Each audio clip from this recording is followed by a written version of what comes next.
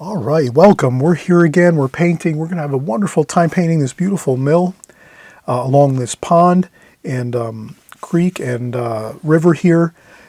We're going to cover all the details you can imagine on how to get this completed. It's not a tremendously difficult painting. We're going to show you how to trace this from our phone. So if you have a phone, cellular phone, a mobile phone, you're all set. You're going to trace this photograph from your phone or an iPad. Even you can use a computer, laptop computer or desktop computer. So that's how we did this. We're showing the quick version of how to get a drawing done quickly. You don't want to spend 4 hours drawing something. You want to get it done quickly. We're going to show you how to do the tracing effect of just setting your paper over the top of your phone or your iPad or your home computer or laptop. You can do that, get the drawing rendered really quickly, beautifully, and then we go in and we just explain how we're going to use the alla prima method using our paints here in our palette to get our darks first, which we're just going to start painting our darks in first, and as we're working our dark paints in this painting, then we'll start to work our middle tones here, which are our trees, things like that, a little bit of the water, but you'll see how fantastic this is and how well it works using some tracing techniques to just get a really quick rendering of a scene you might want to paint. And then, of course, getting into the details of how you're going to mix your paints, get your paints out on the palette, figure out what colors you're going to use first, and then we're going to mix our darks. We'll show you how to do that and get your darks in to your composition first, and then from there, you can go with your middle tones and then work the rest of your painting out from there. So let's get started.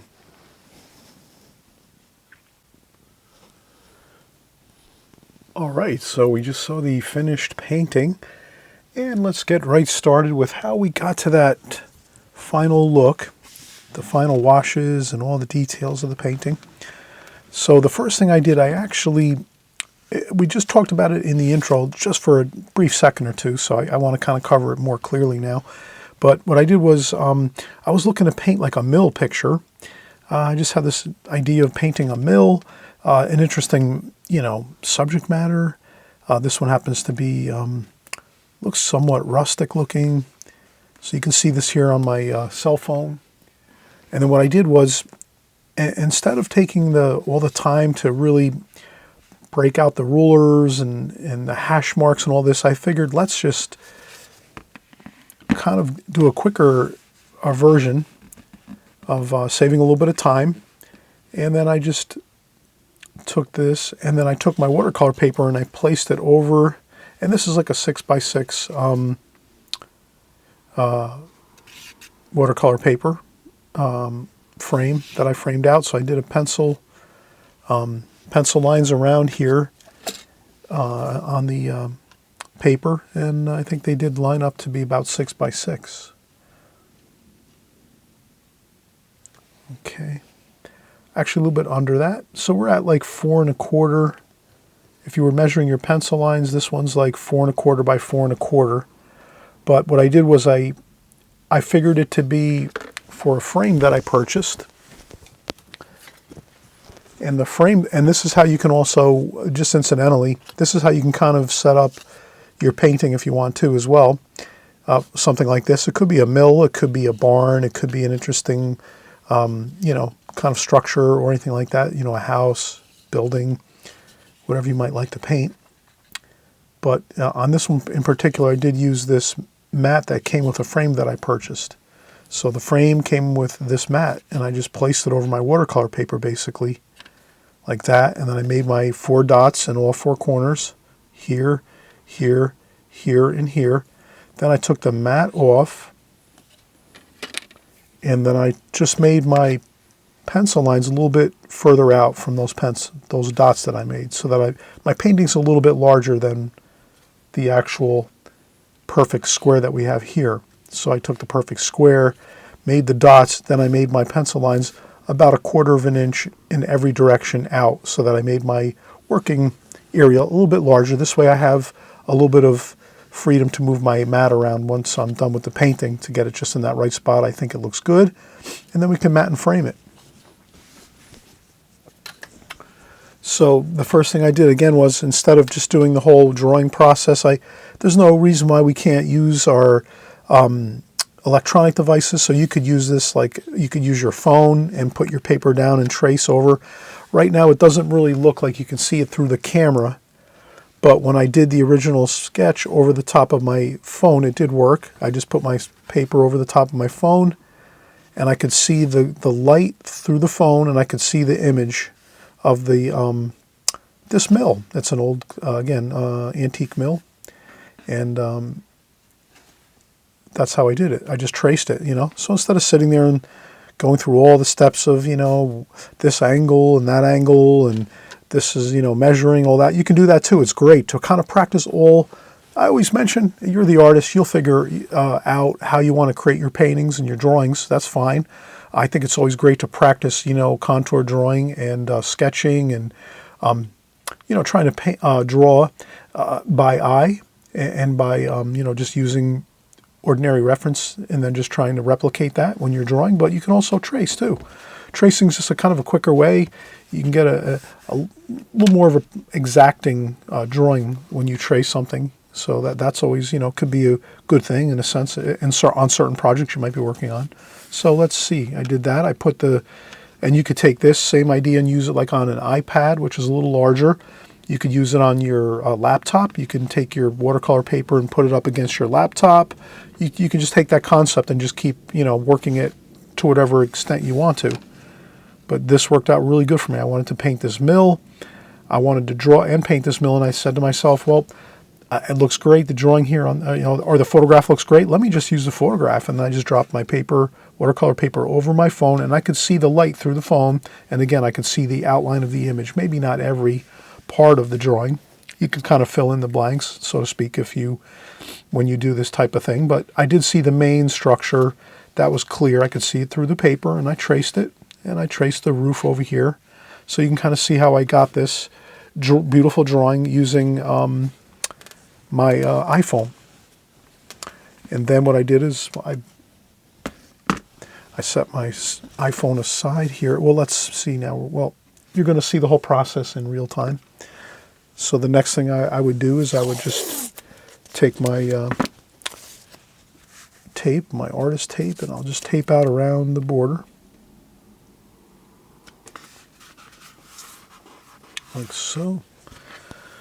I would do it all around, all the edges, 4 times. 1, 2, 3, 4. So this is a great way to, kind of expedite your drawing process if you want to. Once in a while, you take some ideas with tracing and things like that and use those, because sometimes it can really be helpful too if you have a project and you have to get it done quickly and someone asks you to do something. Let's say someone asks you to do a certain project for you and you're kind of tight on time. You may be working, you have a lot of things, you're really busy, and you say, oh, I want to do the project, but I don't know if I have enough time to really hash out all the details of the drawing for the person. I want to make it look great, but it might take me hours upon hours to get everything exact. Well, maybe I'll just trace it and then work from there. And you can do that. There's no harm in that. All the great professionals throughout time have always used tracing in their techniques and methods when they were doing their artwork. So no reason why you shouldn't do it either. I'm not saying you would do it all the time, but it's up to you. But this is a great way. I use it to save time. And if I'm like, again, I have to do a project and it has to be done quick and I don't have a lot of time, or if it's something I want it to really come out just perfect and I'm not really willing to make that gamble of it coming out right with my drawing, I might just do the quick, simple idea of tracing, and then basically you get a real, exacting kind of drawing. So let's go with that idea here on this project here. So, all right, so we have everything taped down nicely. We have our palette ready to go. Next thing I would do is I would start to mix my paints of what colors I'm going to use, and we kind of can see here from the color scheme, it's a really beautiful, looks like a sunny, warm summer day. So we're going to go with that and figure, some beautiful greens for the trees and some blues and purples for the foliage and trees. And if you wanted to make this an autumn scene, then you would just maybe refer back to some other paintings you've done where you've done some autumn type paintings, or maybe some photographs or other artists' paintings, and you would say, oh, okay, I can create an autumn type feeling by using some more interesting ranges of color where you might make some oranges and reds and greens with the tree leaves and all different kinds of other colors you can mix in to get your fall colors for your trees if you want. But I'm going to use this photograph and use this as my reference, and so I'll try to replicate the green trees as if it's summertime or spring or summertime. And what I'll do is I'll set my phone up across from me, and that's going to be my reference for my colors, my darks, my lights. So again, we're really basically now, once we start our drawing, we're working with two ideas basically, two concepts, or two main things we're going to keep in our mind is, well, we have one thing we want to make sure we capture the darks and the lights here. So I'm going to paint this alla prima, which means all at one time. I'm going to start going in and getting the darks in first, and then I'll work into the lighter tones, the middle and lighter tonal values of the painting. But you can kind of see there is a pattern here. You can see the strong darks and the shadowing and underneath the roof overhangs here. And then you can see the dark shadowing over here on this side of the building up top. And then also some really dark shadows under here, under this roof over here. And then some dark shadows again under the rooftop where the actual mill is. So there's a mill here. And then we see some intermittent darks, very, very small, but stones within the building that are kind of a darker stones placed in this building. That when they created this beautiful structure with the stonework, they created some darker stones on the corners of the building. Looks like what they would call coin corners.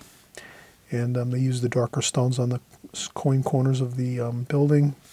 And then again, you have some darks over here too in the dark shadows in the bottom area of this painting where the trees are. Maybe there's some really dark areas here that are really low, far underneath all the shade of the trees that have that really dark look. Some dark bushes and trees underneath here, underneath the shadowing of all the trees up above. And again, I think we have that basic concept of some really good darks here, and then quite a bit of middle tonal values with the trees, the middle tones. And we have some lights too, where the sunlight's coming across here on the face of the mill. And then we have some really, really very, very light sky color here, which kind of looks like a lavender, bluish lavender, and then some orange, a little touch of orange along the lower portion of the sky. So I think these are the colors we're going to think about and the tonal values we're going to think about on this. But I think you can kind of see that pretty clear dark and light in the painting. It's kind of got a good, I think I enhanced the photograph a little bit with some of the adjustments that you have. Like, so if you have an iPhone, you'll have all your adjustments in your iPhone. You can take your iPhone and click on it, and sometimes you might be able to do some adjustments to it. So if I was to click on this and then click edit, so if I'm using my iPhone, you can click the edit up top on the right, and then it gives you all these options. You can click on the plus and minus sign. That's your light and dark, and then you can see how I can make it darker and lighter like that. So it's always good if you can work with some of your adjustments on your phone to see where you can have some more interesting adjustments you can make to the photograph to make it more interesting, more exciting. You do what you feel is best. I'm going to leave it back to the original, I think, so I can see more color. You can kind of see if you change the exposure on the photograph, you can kind of sometimes see how you'll lose color when you adjust and you'll also lose some things like tree leaves. So here, if I want to make it really bright, almost like the sunlight's just like bright looking, well, if I do that, I'm probably going to lose some of the color here, as you might see now as we do that. So here we have the light in the sky, and you can see there's some blue and a little bit of the orange, kind of reddish orange there. If I start to change the exposure and go really, really bright like that, you'll see that gets all kind of, it gets diminished a lot, so you don't see much color. You're just seeing more or less just like white.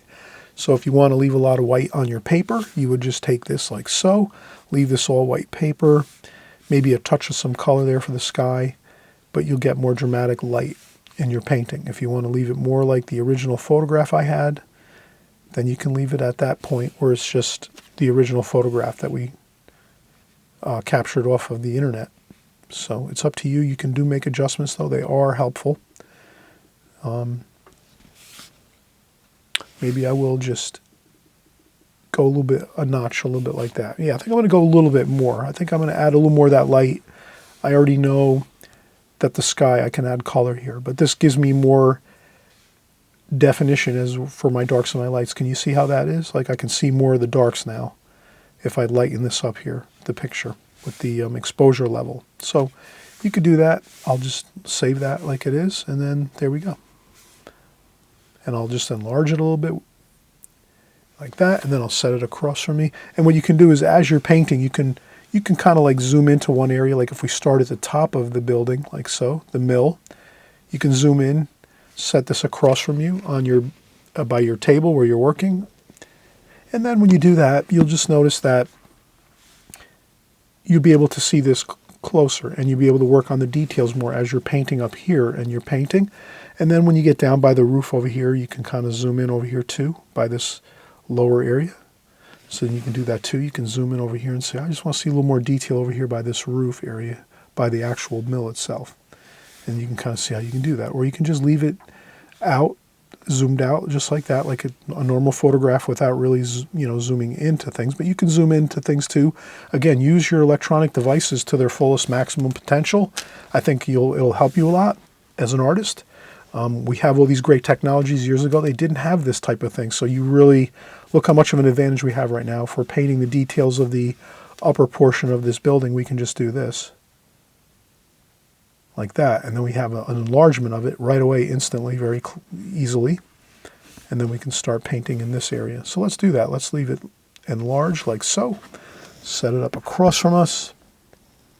And we'll start painting. So we'll let me get some fresh, clean water, which is going to take me a second. I'm going to have to go over on the other side of my studio, far away. I have to grab a bottled water. I think I have some bottled water over there. I don't have enough time to go down and get more water from the basement area. So let me take a quick break right now, and we'll get started with the painting in just a second. I'll get some fresh water, and then we'll begin.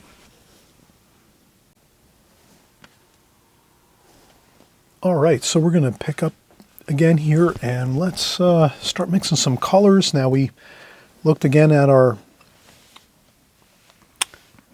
painting, and that's when I'll just set this up across from me or alongside my painting here, my photograph, and I'll just kind of see that it's very, very, the colors are, I would say this is a simple palette of colors or a simple color scheme.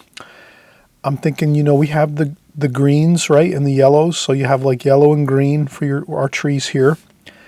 And then we have some like darker darks, which are kind of like dark brown and blue and grayish dark brown blue. So we can use our typical French ultramarine blue, burnt umber, and so we have French ultramarine blue, burnt umber, and burnt sienna for our darks. So we can use that for our darks. And then for the lights, I can see that we have an orangey yellow type, maybe brown, a little bit of brown, burnt umber, orange. We have some orange here. Let's get some orange there. So we'll have some orangey brown, yellow there. And then we're always thinking about mixing in a little bit of cool colors too with our warm colors. So I'll just add a little bit of cerulean blue along that, so we know we keep mindful of adding a little bit of cool colors to that golden brown color that we're going to have here, that orangey brown kind of yellow color. And then we're going to have our darks up here. So that's pretty much a good bit of color we have out on the palette for our upper section here. And then we can mix in some purple. Over here we'll get some of that ultramarine violet. And so we'll have some ultramarine violet there. I'll tape my palette down so it doesn't move around as much here. So I apologize for not taping this down beforehand here, but we'll do that in a second. So a little bit of purple there. And we're going to add again for green, sap green, olive green. So I'm going to mix some greens in here. Sap green, olive green, a little bit of cadmium yellow lemon. So there we have some good three greens, like a kind of a cooler green, kind of like toward the blue color, toward the bluish range. That's the sap green. Then we have the olive green, which is kind of more toward the gold colors, like maybe towards the yellow ochre. And then you have your cadmium lemon yellow, which is very, very cool lemony yellow. That's a cool yellow. So those three are going to really give us a good, and then maybe some blue. Let's say some cerulean blue too. That's going to give us our really nice range of greens and blues and yellow for our trees. And I think that's it. I think that's all we need. I think all of these colors right here, which is sort of a simple palette, you can kind of see how I'm using 1, 2 greens, but that's pretty close in color. So even if you just use one green, you're okay. With a little bit of the cadmium lemon yellow, that's the one with a touch of cerulean blue. That's kind of like your trees for your surrounding your building, our mill. And then we had, again, we talked about the dark. The dark is dark, so we're going to put in there the French ultramarine blue. And I wouldn't worry about the colors mixing a little bit. So you got French ultramarine blue, burnt umber, burnt sienna. That makes a good dark for those darks. And under here too. And then for the stones in the building, you can just use these, any of these colors kind of mixed to make a grayish color. So I would use maybe purple mixed up here with the orange and brown and blue to make like a gray color. So gray colors are fun. You can kind of just take your time, work with your grayish kind of colors. When you're working with your main vibrant, exciting colors first in your painting, then you can take some of those and work those colors together a little bit here and there and see how they look to make your like kind of your grayish colors that are going to be in your painting. Those very muted, like exciting kind of colors are more just like muted. They look beautiful though because they kind of act as like a supporting role for your more exciting colors. So let's take this all and start to put this into the painting and the paper. I will tape down my palette so that it's not moving around. Nothing more annoying than the palette moving around when we're trying to paint and you're trying to watch the video and you're seeing stuff moving around. So we'll do that. Take the top of the palette, just put some tape on there. And another piece of tape. I'm using some Pro Artist tape. And I'll put some at the bottom, which you're not even going to see. Sort of off camera there at the bottom. All right, so there we go. We're all set. We have our palette taped down.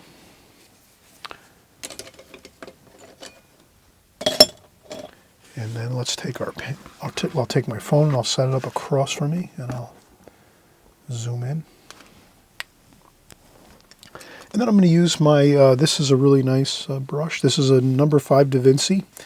And this is a synthetic Da Vinci brush. And this actually came with my Whiskey Painter's paint box. It's a newer paint box. I might start using this one on our videos. I might change up this palette and kind of switch over to this one. This is called the Whiskey Painter's Private Stock. This is a really nice palette. It might just be nice to change palettes. You know, I've been using this one for 2, 3, 4, even 5 years now on my channel. Maybe it's nice to just get a new paint box, and this one's kind of nice too. Kind of the similar size. I did the same thing with the customized palettes. I customized pans. I customized the pans here in the middle. So I think I already have this one set up to work with all my colors as well. So I kind of worked with this one for a while on the workbench and got it so that I have all the same amount of wells, pans that I need that are going to be the same as these for the most part, and we'll just use this one eventually. But for right now, we're going to stick with this one. And let's get started now. So the first thing we're going to do is, and I'm sure everyone is happy, some of you are going to text me, or you're going to put comments in the comment section. Chris was talking a lot. He was talking a storm up. So fast forward to whatever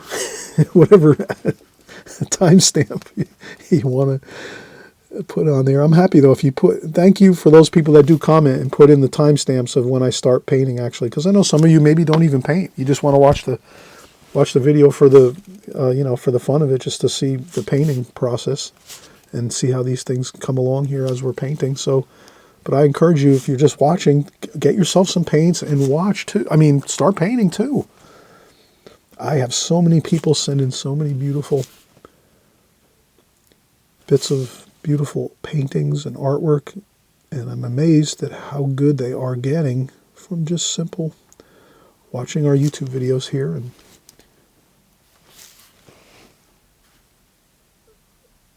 okay, so I'm looking at the photograph and I'm just getting in my darks. So if you can imagine, I'm just looking at that pattern that I see in the paint in the photograph, and it's all darks over here. And I mix up some more darks: French ultramarine blue, burnt umber, burnt sienna. It's a little bit darker usually underneath the eaves of the roof, and it gets a little bit lighter in tone as it's down onto the walls, but it's darker under there. And I can see that the roof over here on this side is somewhat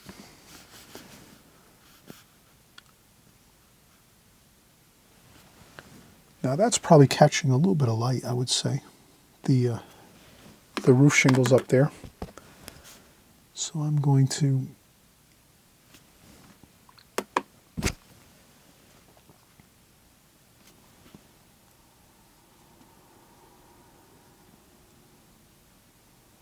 I'll leave a little bit of white paper there. A couple of highlights never hurt.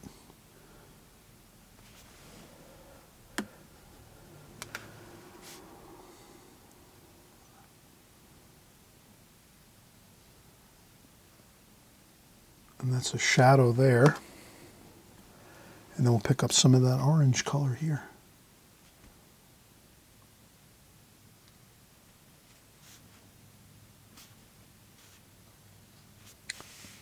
And I think that's about there where that orange color kind of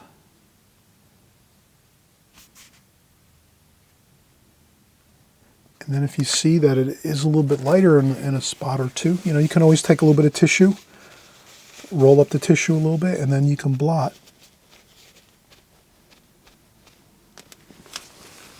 And do that. Blot up a little bit of that paint. If you notice that if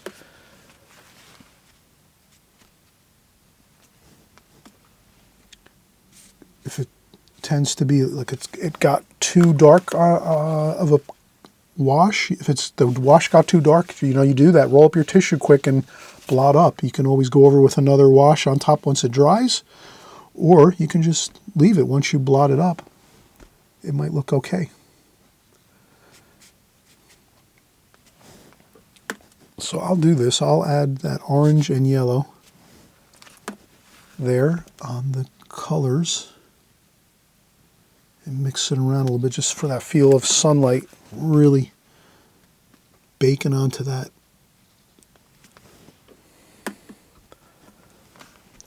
bit of the mill there. The sunlight's coming from this side this way, kind of like actually this way, high up in the sky going across the sun. You can kind of see it there.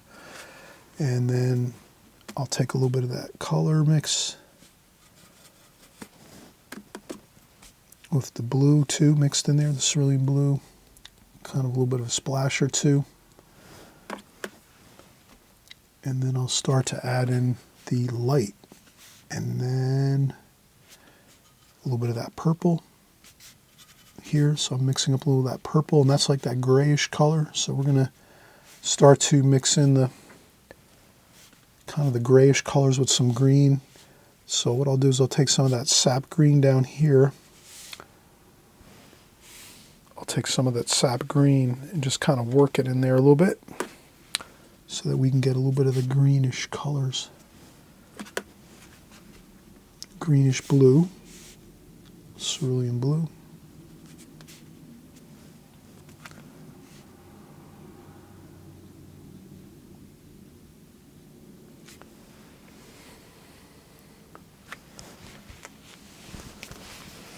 And always remember you can go back in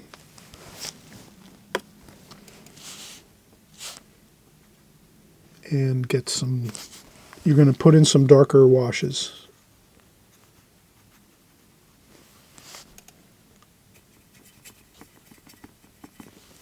You're going to put in some darker washes on top of these lighter washes we're doing right now. And then we're going to take some of that green.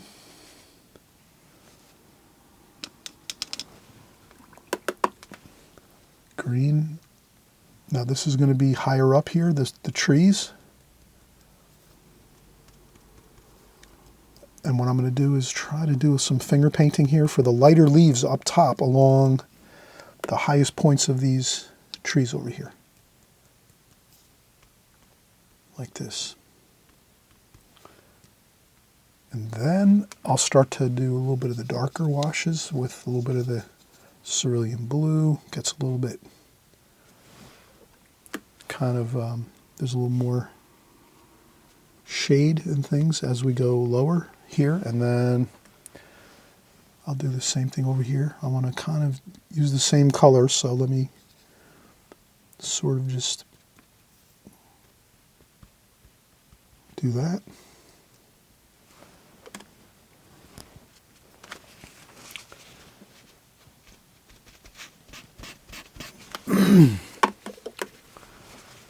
And then I noticed that maybe I want to add some cerulean to the sky up here.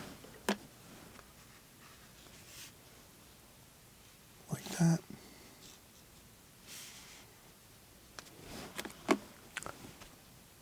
So I'll add some of that cerulean blue, straight cerulean blue, to the sky up here.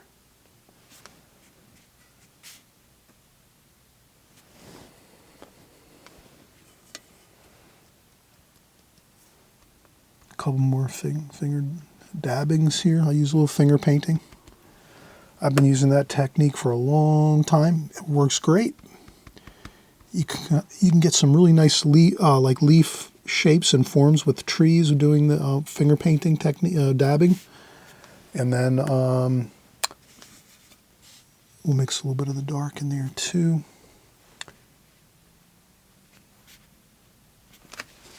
And again, if you go too dark, you can lighten up with a tissue.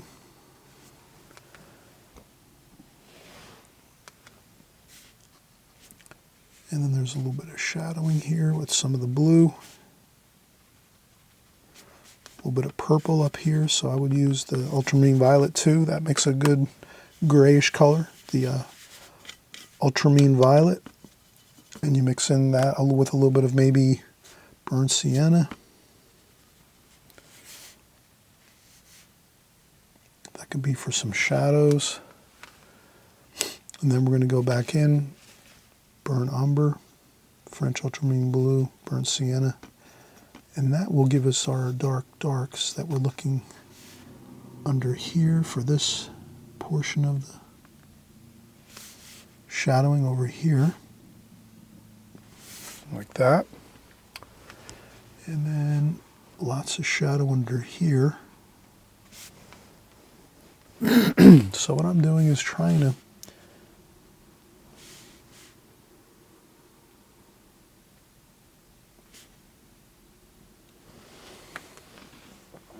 get my darkest darks in again. And then there's also, well, there is some dark under here.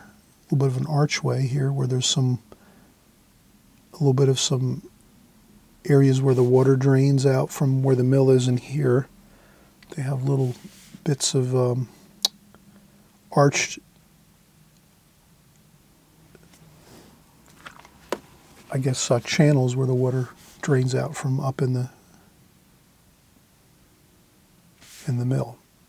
Okay, so now we're starting to, things are coming along really nicely here.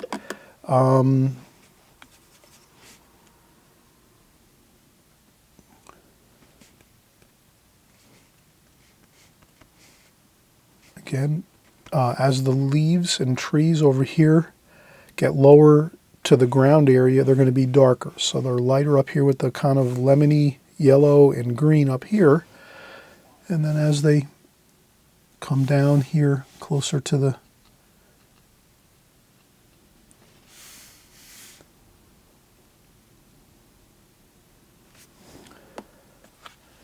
ground area, they're going to get cooler. So I notice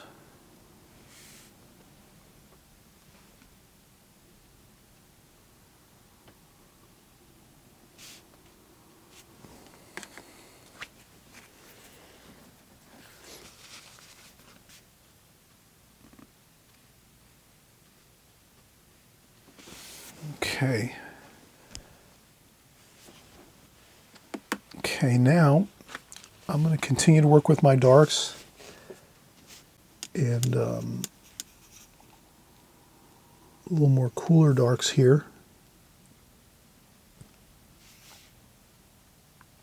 And I'm following the shadow patterns that I'm seeing in the photograph. And it's a lot of shadows in here. Some are darker.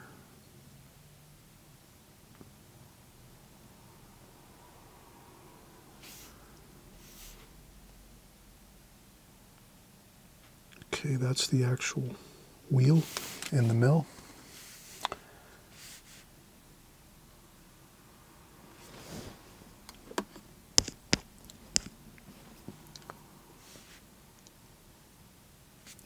And then there's some grayish colors in there, some green.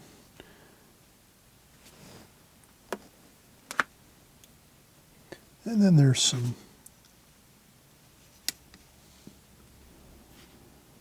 the posts under here like that. There's a couple posts under there.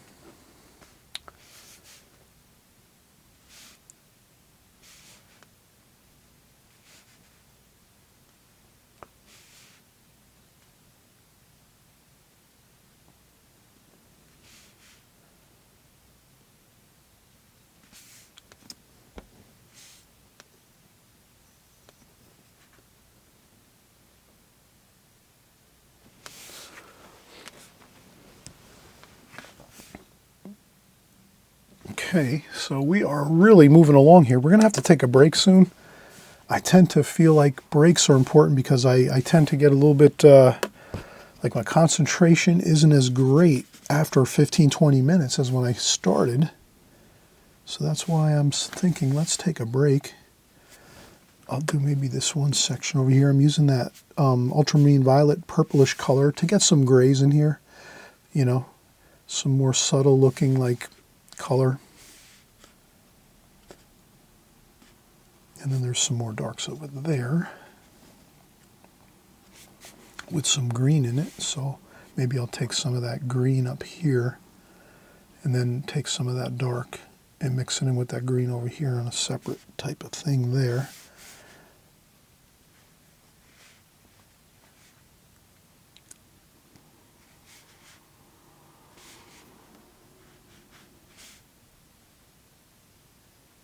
Okay, so that goes there. It's dark there. And then it's dark along here and there.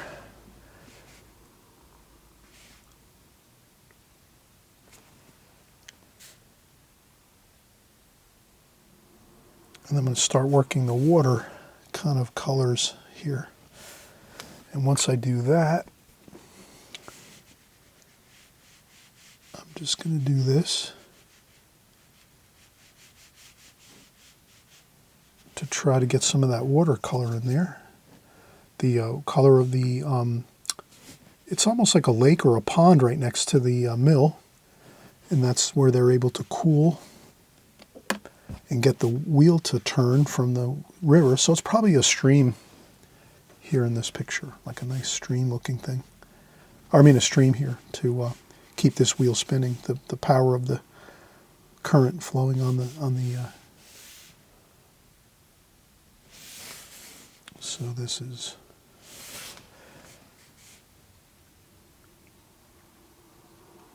and I like to mix that shadow of that the actual wheel of the mill I like to mix that all up into there, like that, so it all flows together. That one dark kind of mixture and shadow kind of all flows together. You see how that is? I don't want to have it too. And then let's make some green in there too. Maybe some orange. I try to mix different colors in there. Shadows tend to have the colors.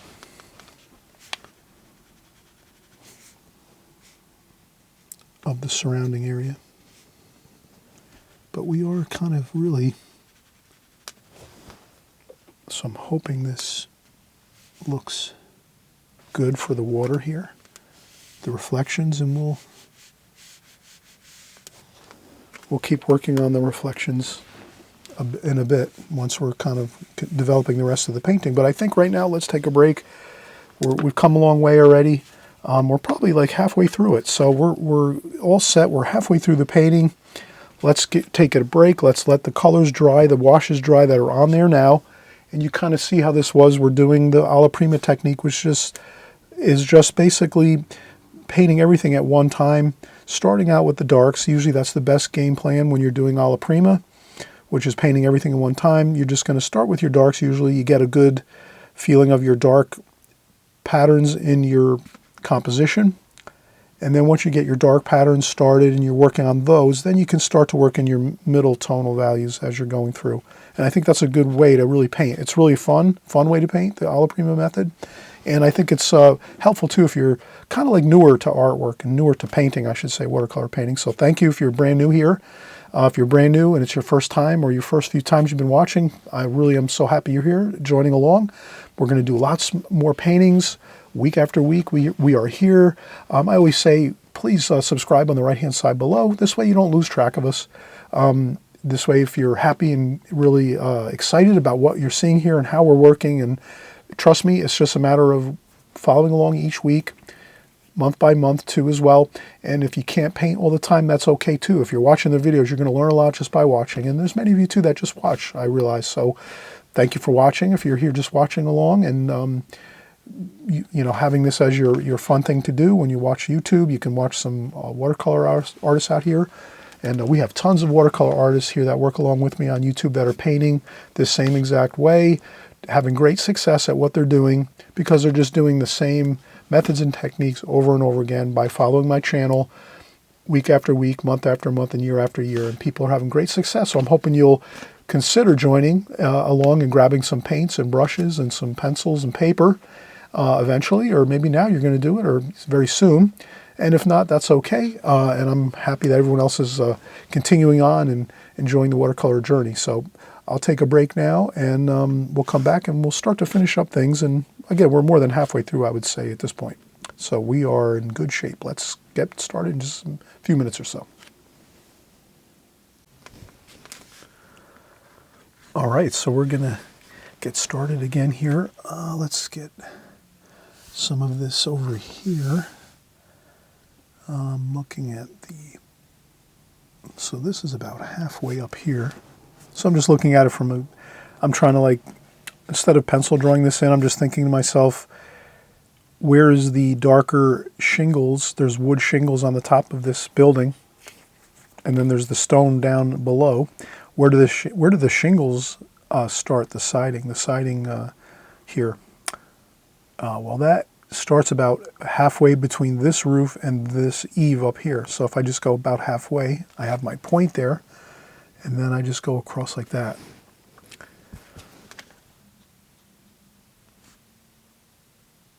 And then I can just start painting in that area there, which is the darker shingles there.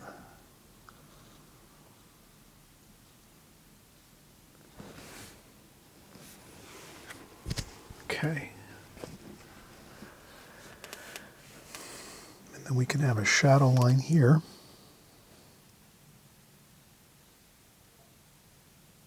That. Then we have, let's make some more dark here. Again, French ultramarine blue, burnt umber, and a little bit of burnt sienna. Now for here, I'm going to do a window, but I want to make sure I don't have too much paint on the paintbrush. So a lot of times you'll see me mix in my pan. A good thing to keep in mind is if you're going to do some smaller areas of darks and you mix up some darks, you're going to have a lot of extra paint on your brush. You might want to tap off a little bit on the tissue or on an apron, and this way you're not going to go in and add too much paint, and next thing you know you have a large blob of paint on the paper. So I just dry off a little bit.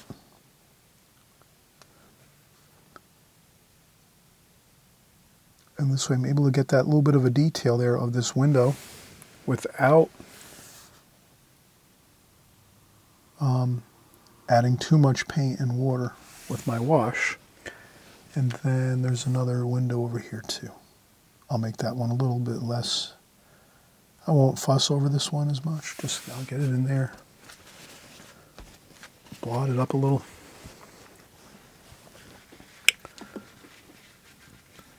Okay, now let's see. This I might want to draw in actually.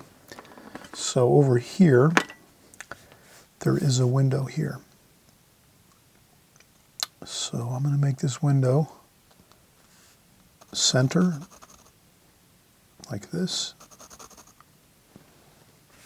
And the bottom of this window, I'm looking across from me, is about the same height as the roof ridge, the ridge of this roof. So that's about right. There we go. And then, so usually if I'm adding in details, I'll just try to reference other things in the painting. That'll give me a good idea of where I need to kind of be with those parts of the details. If I'm adding in like a window or a door or some other kind of feature, you can kind of see how I'll just look at other areas and go, oh, well, where's that bottom of this window? Well, then I look across from it and I say, oh yeah, almost exactly across from the bottom of this window is that rooftop. So I can use this rooftop and kind of just go across and get that point there. And that's a good spot there. And then I can look across from me in the photograph and I'll say, where is this window compared to the bottom of this wood siding up here? There's some siding up here. How far down is that? And then I notice it's, you know, it's not that far down. So that's about where I think it looks. So if it's pretty close, you're going to be fine. And then I'm going to let that area kind of set up a little bit. And then what I'll do is I'll start to make some of the corners of the stones here. And again, I would do the same thing. Grab some of these colors here.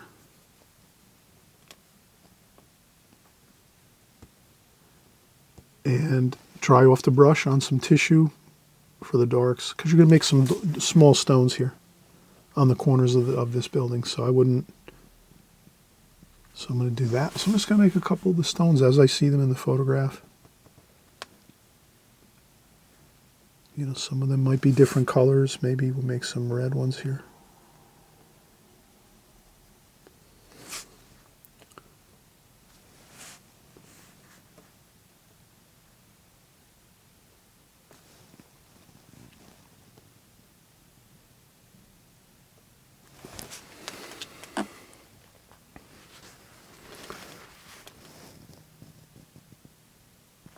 Like that. Then I'll just go down with a little bit of water and kind of make a line there.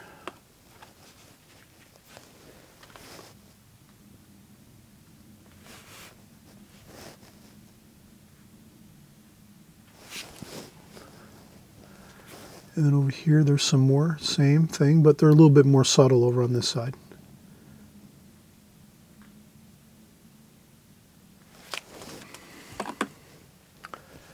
And then there's, of course, more stones.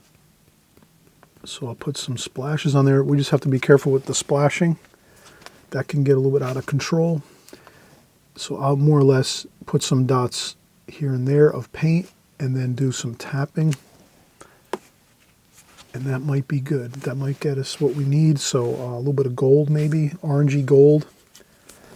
with a little bit of water, because I notice this is starting to look a little bit kind of cool with a lot of greens. So let's get some gold back in there.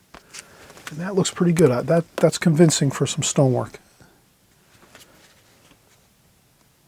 Like that. Good enough. That looks pretty good. That looks like stones to me. And let's go over here and we'll start making some more stone corners over here. These are the coins of the corners.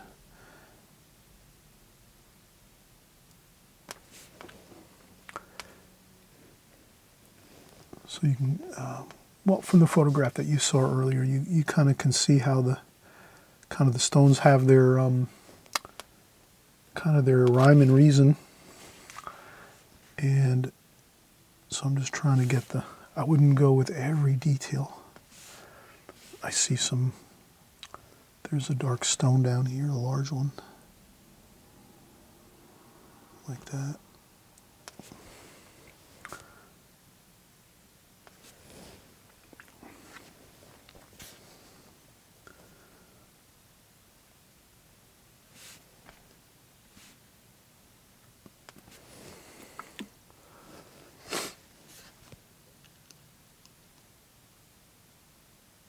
And I'll make just a line there, sort of a casual line, nothing too big. As far as, and then I'll splash on some more greens. Now we're getting into some more, I'll use French ultramarine blue. Maybe I'll use it right here. French ultramarine blue and that green. This is a little more cooler down here.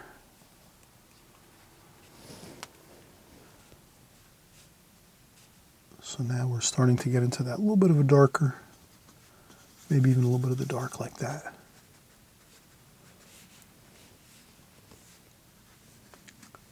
Then I'll maybe there's a little bit of light down there.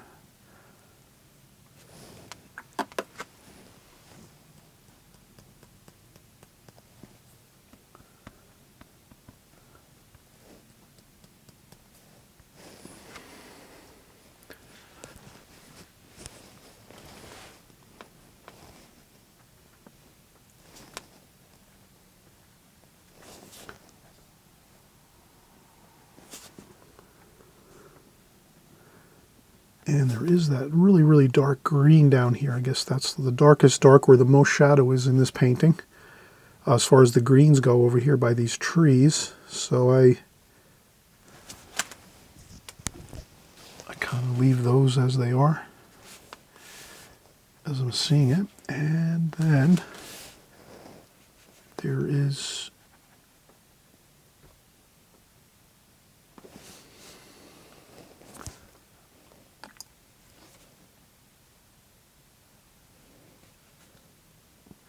some water there. And then the water,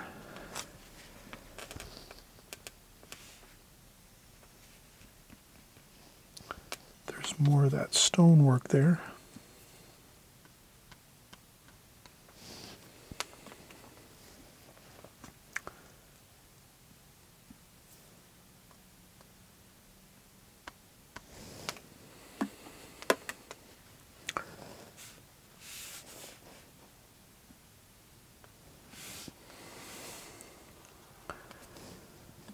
And I'm trying to get some light. I'm letting some of that white paper stay over here. I think that looks good. I meant to leave a little more white paper up here. Maybe we can add some white paint to that. Sometimes though, white paint doesn't always look so great. That rhymes. White paint sometimes does not look great in a painting. Only sparingly. I wouldn't add white paint to our paintings. We try to leave white paper as watercolor artists.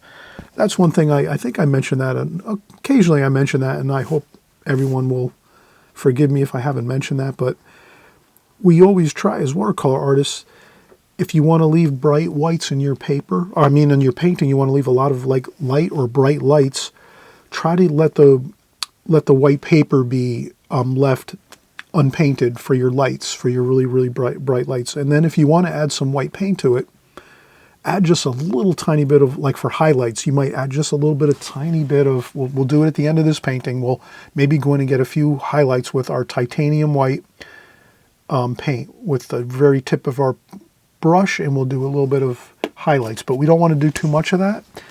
So that's the key. If you can, when you plan ahead for your paintings, try to remember, if you want to leave some really bright, like sunny areas, try to leave it white paper. And then even, I used to, when I was first starting watercolor painting, someone told me a good idea.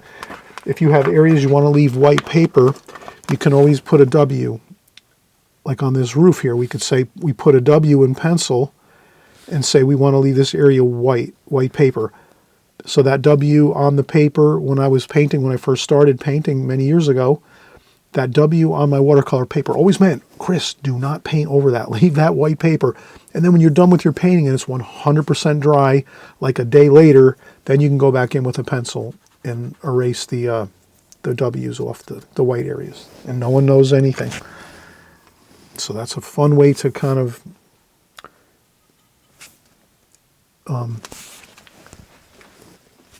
preserve the whites of your paper. And again, you can use a little bit of white paint here and there once in a while. I think it's okay. It looks fine. But sparingly, though, because I think watercolor is sort of temperamental. We really have to take care to kind of follow some of the things that we know just don't work. I think someone once mentioned in watercolor that it's very important to know what not to do sometimes in watercolor. It's important to know what to do, but sometimes it's really important to know what not to do, because then that'll keep you away from, maybe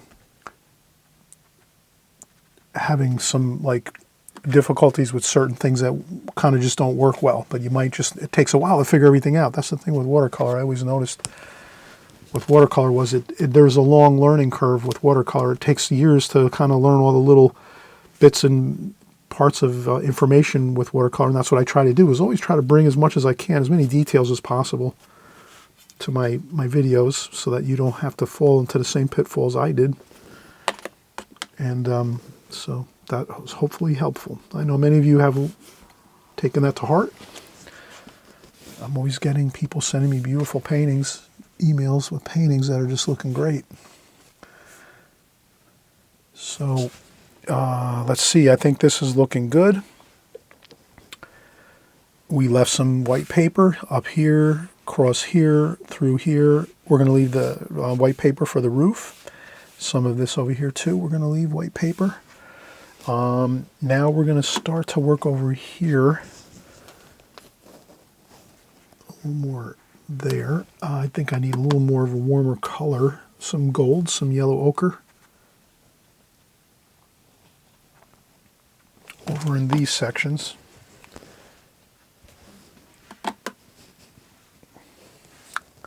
And then we're going to do the same thing here. We're going to reflect. This actually looks like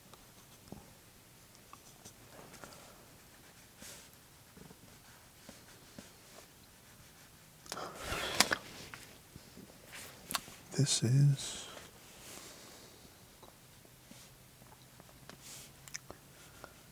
all right. That's going to be, so what we're going to do is try to get some of these details in the water. This is water area here. This should be more light. So we're going to take this like that and make that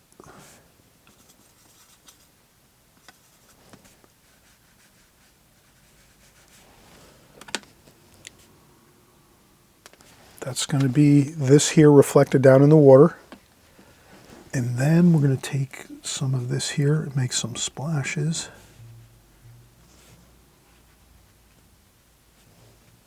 Blue. So we're going to mix all the colors here, but very, very minimally.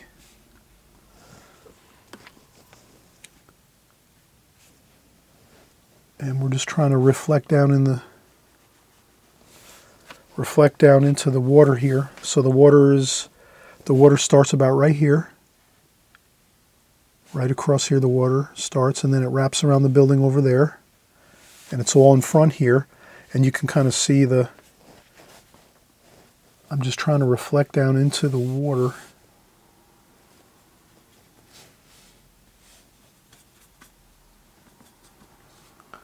What's above. So I'm just taking what's above here and putting it down into the water. So this up here eventually is going to be over here. So this is going to be a dark here. Like that. And this is all. And I just try to do that for the water, long. And then that's all we have to do once we have that paint on there. Once we have that paint on there, I would add some of the green.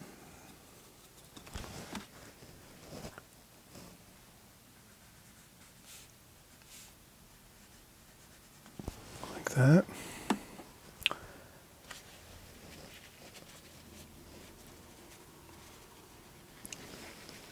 I don't know, maybe I have a fan brush here.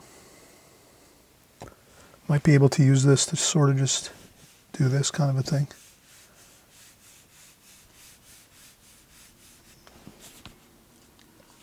That tends to give it more of a water feel.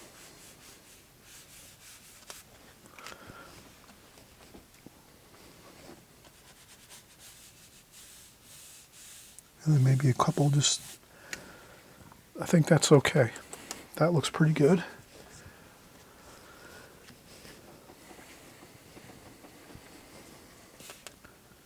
There might be a little bit of shadowing over here.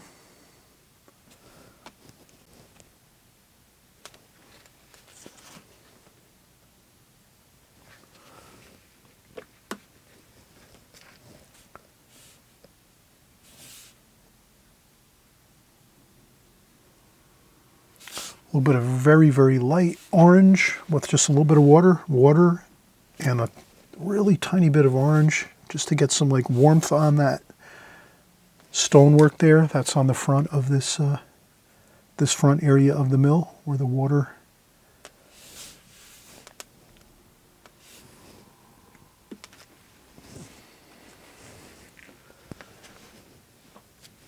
Maybe I'll try to just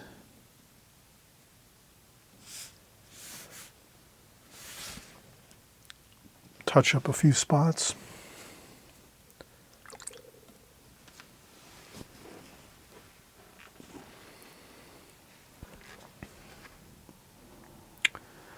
And again, I wouldn't do too much. I would do maybe a little more of that orange on the roof over here with some water. So I would rinse off the brush, dry off the brush, and have just a damp brush. And I would put just maybe a tiny bit of the lightest bit of orange, and then even blot it up, just so it has a little bit of warmth on that rooftop. And I think everything else looks pretty good. There might be a few more details we can do. Let's take a break though. I always mention, please take breaks. What breaks can do are, now when we take 5-10 minutes, when we come back, we can, just before we start going back and grabbing some paint and our brush and say, oh, this needs that, and this, you know, we start kind of in our mind thinking about where we think things, you know, should be touched up, or if we need some more details. If we take our time with that and just maybe pause for a few minutes, once we come back, we take a break, we rest, relax. Then when we come back and look, we might say, I think I'm going to leave it just like this. I'm not going to do any more work to it. Or you might say, I might do just one more thing. And that's what we're going to do next. We're going to take a break and come back and see if we do want to add anything to this.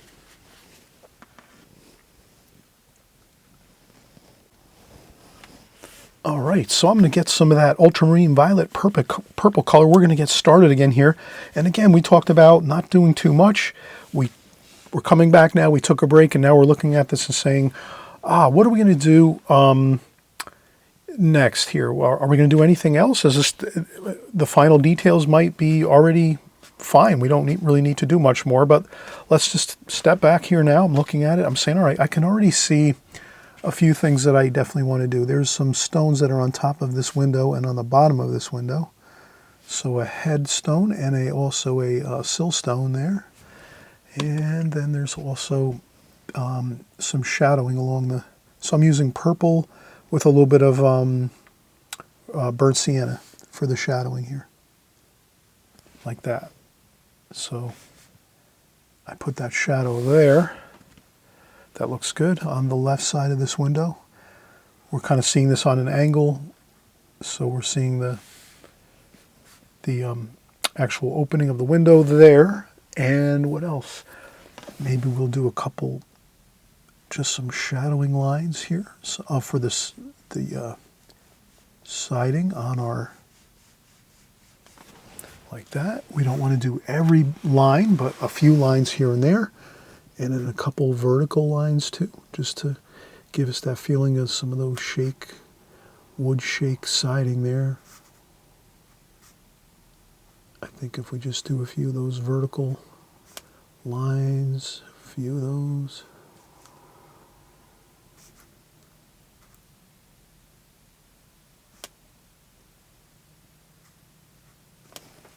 There we go. So just a few there. Like that. Okay. All right, so I did add a little touch of detail there. Not too much. I can always zoom in a little bit, see if we can. So I did add a few details there, and if you think you added too much, at this point I should empty my water container. Always remember, toward the end when you're doing your final details to the painting, I would definitely add fresh water to your water bucket. This way, you might have a little more easier time getting the colors you want for the final bits of detail that you're going to put into the painting. So I think everything looks pretty good. We have a little bit of that siding there, and then I'm just going to soften that up a bit too. I don't want to put too much detail. You can always soften out some of those lines if you put some lines on the siding for the facade here of this.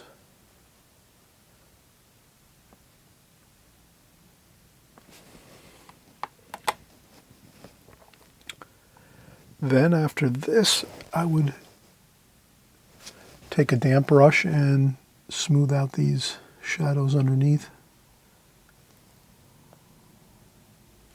Like that. Then I would maybe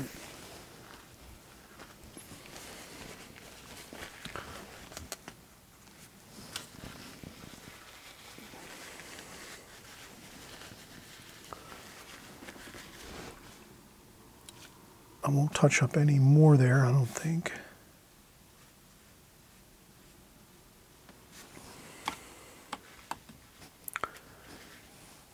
And the water looks good. Perhaps we'll use our titanium white with a little bit of yellow ochre. So I'll take my titanium white with a little bit of yellow ochre in the top. Yellow ochre in the top of the titanium white.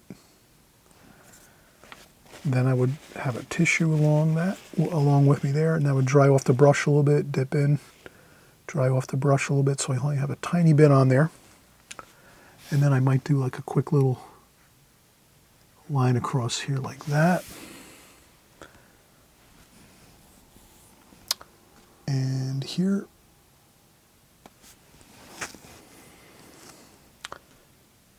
this line I might keep like that. That looks a little better, I think.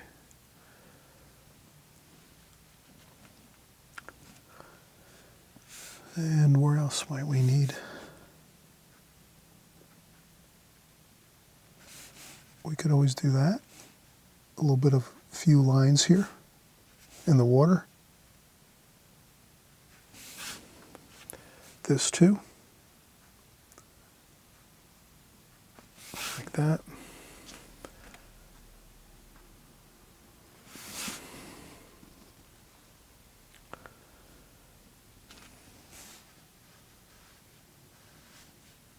maybe a couple lines like there, where the water kind of goes to the left over here. Maybe a few branches, just a few.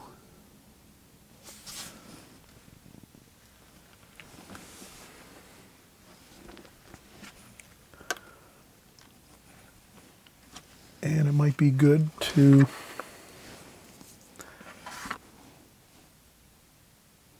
maybe another little bit of, just not everywhere, but a couple spots there.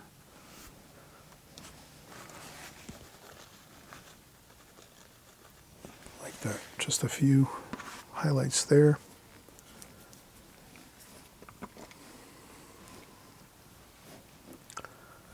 Probably didn't add enough yellow ochre in that white paint. That's the key, to add enough yellow ochre that it's not too stark white.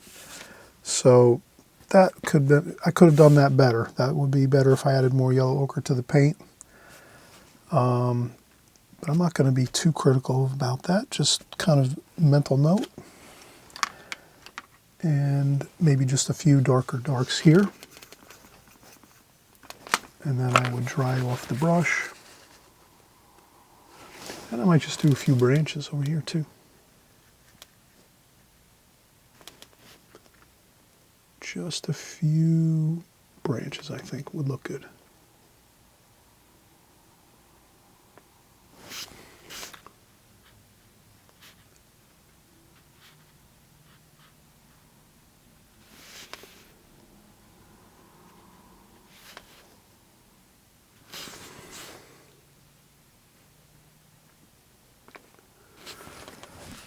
Yeah, and I think just a few of those branches here and there, maybe a few over here too, would definitely kind of give it some more detail. It's a bit abstract, so a few more of those details of the branches just give an indication of those bits of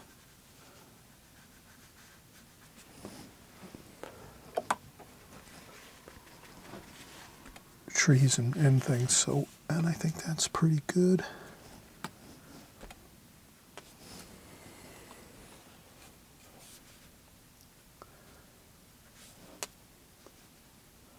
Maybe a little more green reflections in the water over here.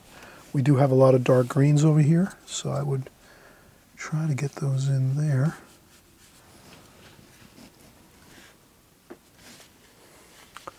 And we could blot them up a little bit.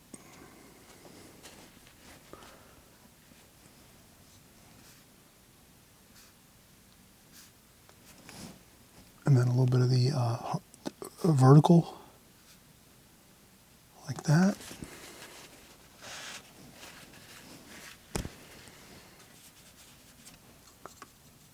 Purple, and then a little bit of that darker wash, and then maybe we can just do a couple of these.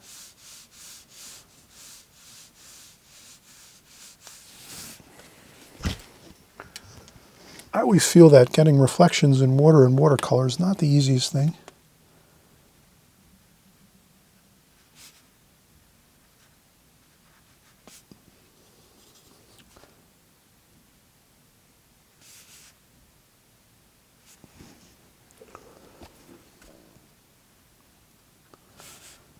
And I think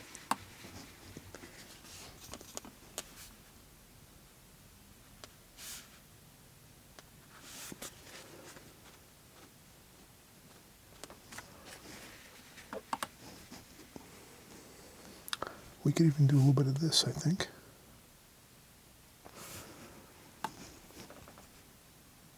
Now, even though this shadow, this reflection probably wouldn't be here, we could add it in, and it kind of just maybe helps the painting to look like there's some shadowing or some reflections in the water. So that's something where you can kind of sometimes push the, like we're just trying to like maximize the reflection quality of the painting right now. And then to do that, we can add that little bit of reflection there as if this window was reflecting down in here, even though we know really it would be further down below the painting if we were like to actually take a photograph of this and look at it. But that's really about it. I think we have everything kind of like just right. I think it's not too many details. So we're finished with our details. We didn't go overboard with that.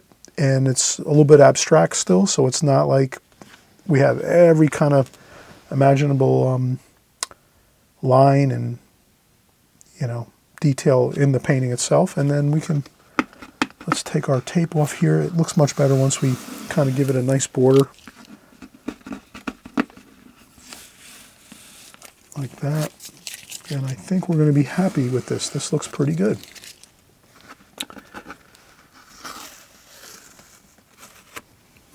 There we go. So this is our mill painting along a beautiful river and creek and pond. Summertime, lots of bright sunny sunlight effects. Hope you enjoyed this video. Please, again, I always mention, hit the subscribe button on the right hand side below if you're you want to follow along. We're working here every week. So week after week we're here all the time. Usually 2 to 3 videos we create here on our channel every week. So you'll be working in all kinds of different formats. Sometimes we'll work larger paintings, smaller paintings. We'll do all different interesting information, like we'll do sort of like landscapes like this, and buildings and structures and houses and street scenes. And then we'll do, we love to do still life here with flowers and vases and fruits and all kinds of interesting things like that, cups and saucers. And we love to do seascapes. So we do the ocean, we do boat scenes, we do portrait paintings, figure paintings. We cover all small types of informational videos like palette, how to set up your palette, colors in your palette, different brushes you're going to use, all different things like that. So we cover pretty much all the details you would need in watercolor here on my channel. So I'm hoping you're going to stick with me. If you subscribe, you won't miss a thing. And I also mentioned too, I have a new book. And that's wonderful. It's in the comments, in the description box below. You'll see it. There's a link for it on Amazon if you want to pick up my book. It's got all the best of my best paintings in there, the last 5 years of my best work. And I'm really proud and happy of my book. And I hope you will pick it up and use it as a to work from, and work and use all those paintings to paint. Enjoy that. And I also have a video that shows you all the pages of the book, so you'll kind of be able to look through the book real quickly. It's not a super long video, but you can see all the pages in the book and see exactly what's in there, all the paintings. And I'm sure you'll be extremely happy working along in my book to practice up on your watercolor skills. So until we meet up again, happy painting, everyone. Enjoy the watercolor journey, and we'll see you soon. Bye-bye.